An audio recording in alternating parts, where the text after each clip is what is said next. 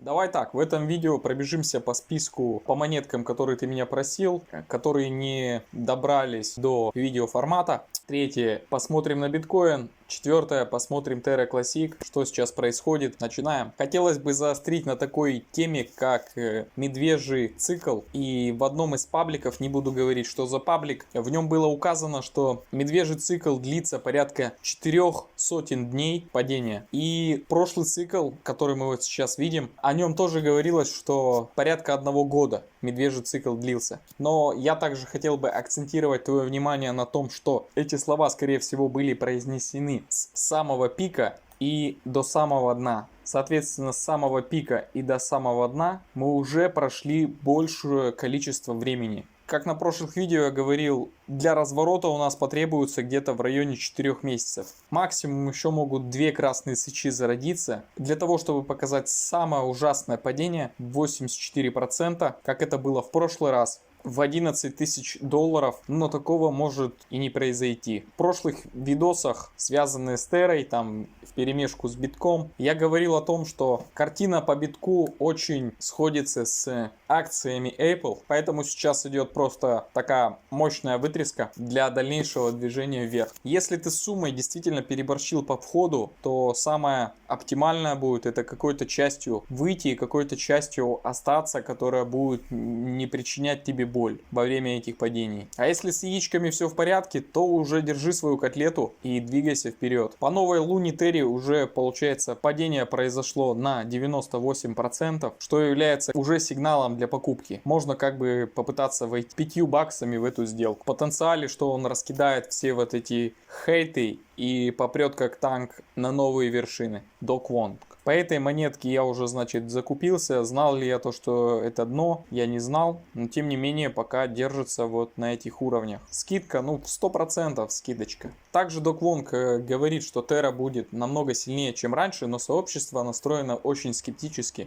Когда бычья тенденция закончится, будут люди по-любому потихоньку переобуваться в быков. Так, и давай по списку. Не помню, с какого, где я остановился. Фэк, отказ от контракта, это как бы положительно. Но что-то поговаривают о миграции, возможно, на другой контракт, как обычно. Meta Village нету на CoinMarketCap, то есть ее, скорее всего, вынесли. Какая-то тут Шайтама, она на эфире. На эфире я не беру, потому что там большие комиссии. Хок, нет отказа от контракта, свой бизнес, мем-реклама, такое себе что-то как-то не заходит. На БСК 16 тысяч пользователей. Реф я, значит, рассмотрел уже, положительно сказал об этой монетке. ETH контракт как-то показывает не очень безопасно, поэтому прошел мимо. VTM отсутствие блокировки монет, а контракт небезопасен. MetaCash нету поддерживающих фондов. В принципе, все, что там это, ну короче, мы переобучаемся, мы смотрим на перспективу, смотрим вглубь, в корень, все как бы мощнее просматривая, анализируя монетку и проект и людей за ними стоящими. Brace Token спрашивал тоже про поддержку фондов, поддержка просто не отвечает мне, как-то меня заигнорили почему-то.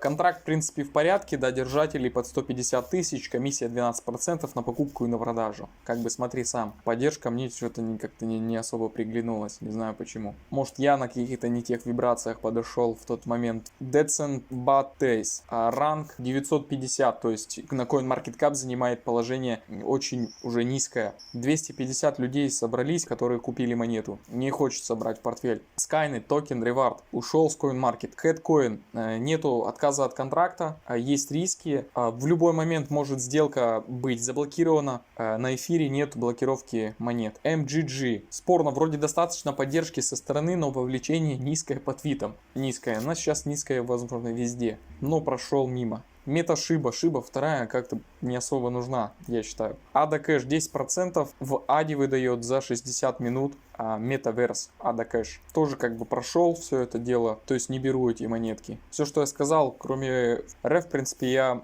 ее беру, да, в список. Все остальное пока нет. Hold 4 Gold. Большой налог 20%, награда 13% BUSD, отказ от контракта как бы нету, но интересную какую-то платформу пытаются собрать. Единственное, люди закрытые, лица у них закрытые, пока даже не знаю, что по ней сказать. Место занимает где-то под 600 тысяч, если я не ошибаюсь.